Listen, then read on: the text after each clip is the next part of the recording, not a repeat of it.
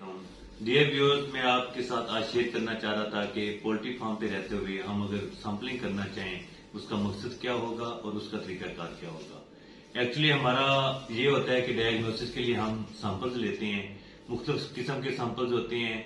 मिसाल के तौर पे हम सीरोलॉजिकल डायग्नोसिस करवाना चाहते हैं या करना चाहते हैं, इसके लिए हमें ब्लड सैंपल्स रिक्वायर्ड होते हैं जो कि हमने अपने नंबर ऑफ बर्थ के हिसाब से लेने होते हैं, जिससे हमें मतलब इजीली किसी भी डिजीज की तशखीस करने में मदद मिल सके। इसके टेस्ट होंगे प्रॉपर, जो भी हमने करवाने होंगे। मुख्तलिफ वायरसेज होते हैं जिनके टेस्ट करवाने पड़ते हैं। इसके साथ ही अगर हमने वायरोलॉजिकल डायग्नोसिस करवाना है तो उसके लिए हमें स्वैब लेने पड़ते हैं। उसे कोलेक्टिव स्वैब टेस्ट कहते हैं। कोलेक्टिव स्वैब उसके लिए लेने पड़ते हैं और इसके साथ ही ट्रेकियल स्वैब भी लेने पड़ते हैं। तो ये वायरोलॉजिकल टेस्ट के लिए, वायरोलॉजिकल डायग्नोसिस के लिए हमें ट्रेकियल स्वैब और कोलेक्टिव स्वैब लेने पड़ते हैं। वायरोलॉजिकल टेस्ट करने हैं, ब्लड सैंपल लेने के लिए हमें क्या क्या चीजें रिक्वायर्ड होती हैं, वो सारी चीजें मैं आपको बता देता हूँ।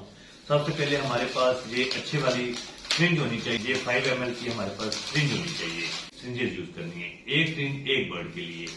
इसके साथ ही हमने स्वैब ले लेना है, जिसके साथ जब हमने सैंपलिंग करनी होगी, ब्लड कलेक्ट करना होगा, तो इस स्वैब की मदद से और ये अल्कोहल 70% अल्कोहल वाला, ये इसको आम स्पिरिट भी कहते हैं, मिथाइलेटेड स्पिरिट भी कहते हैं।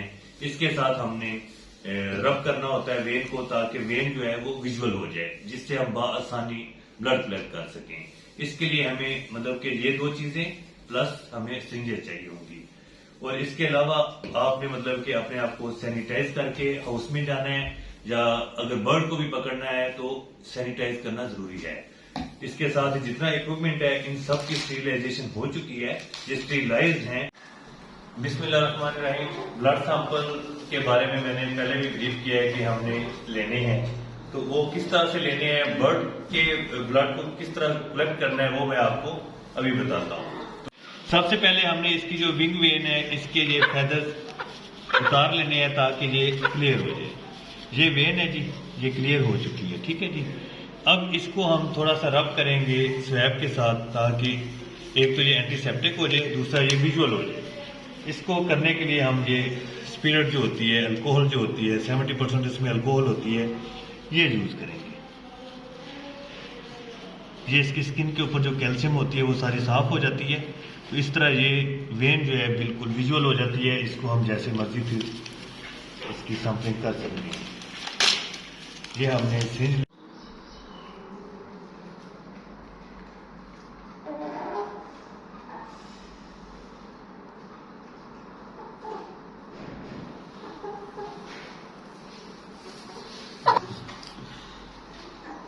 ये जब हम ब्लड कलेक्ट कर लेंगे तो इसके बाद हमने इसकी जो वेन है जहाँ से हमने ब्लड कलेक्ट किया था वहाँ पे हमने प्रेस करके रखना है थोड़ी देर के लिए, ताकि इसका हिमाटोमा ना हो, क्लॉट ना बने।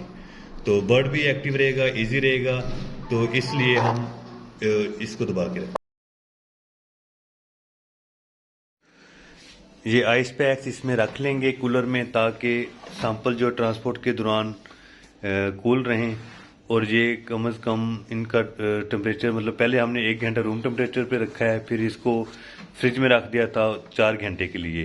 अब ये लैब में ट्रांसपोर्ट करने हैं तो इसके लिए ये आइस पैक्स रखेंगे कि इसका 20 से नीचे नीचे टेम्परेचर रहे। और इनको बिल्कुल स्ट्रेट सीधा रखेंगे कि इनका जो सीरम है वो निकल आए।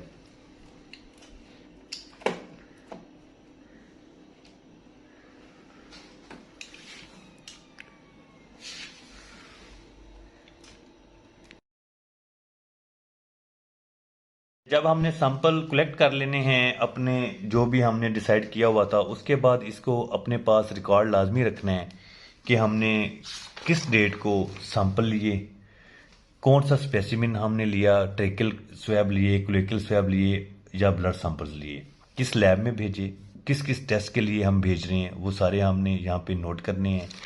और ये प्रोसेस जो है 48 घंटे के अंदर अंदर कंप्लीट हो जाना चाहिए। ब्लड सैंपल कलेक्ट करने के बाद 48 घंटे के अंदर अंदर आपका ये जो सैंपल्स हैं ये सारे के सारे लैब पहुंच जाने चाहिए। और 48 घंटे से पहले ये टेस्ट के लिए जो है ना वो प्रोसीड हो जाने चाहिए। तो इसके लिए आपने ये रिकॉर्ड रख लेना है।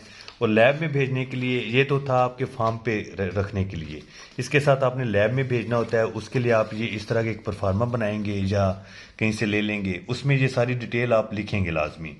आपने जिस डेट को सैंपल लिए हैं वो डेट, सैम्पलिंग डेट आ जाएगी। यहाँ पे आपका फार्म का नाम क्या है, अगर लिखना चाहते हैं, कोई कोड वर्ड लिखना चाहते हैं वो लिख सकते हैं, जिससे आपको लैब वाले को पता हो कि आपके सैंपल हैं और उनको पता हो कि किस जगह से हैं। इसी तरह आपका फ्लाग जो है वो बाज़ औक़ात बड़े फार्म या बड़ी कंपनीज होती हैं उनमें फ्लाग नंबर चल रहे होते हैं, वो फ्लाग नंबर लगा सकते हैं, लिख सकते हैं। लोकल फार्म पे भी इसी तरह होता है, फ्लाग नंबर चल रहे होते हैं, पहला, दूसरा, तीसरा, तो वो आप अपना नोट कर सकते हैं।